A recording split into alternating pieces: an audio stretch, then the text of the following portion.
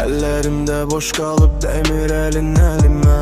Hərdən titrəyir səsim, adın gəlsə dilimə. Gər məni boğsa da ağlamaq istəmirəm. Sən rəva görmüsənsə dözərəm bu zülümə.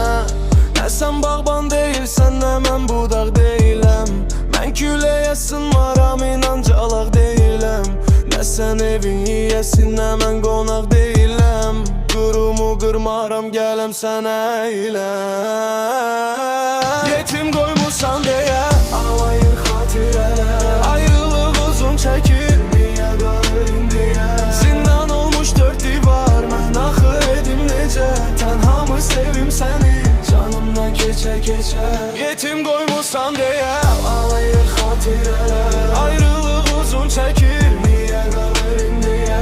Zindan olmuş dörd divar, mən axı edim necə? Tənhamı sevim səni, canımdan keçə-keçə. Qayğı boğaza, boğazdakı qərin. Ümid yoxdur gecənin, görəm sabah səhərin. Şüşələr qırıq-qırıq, əllərim kəsik-kəsik. Durub hazırlaşmışam, arasa mən tələsik. Elə bilmə təkcə sən bacarırsan getməyi. Mən çox yaxşı bilirəm betəri betər etməyi.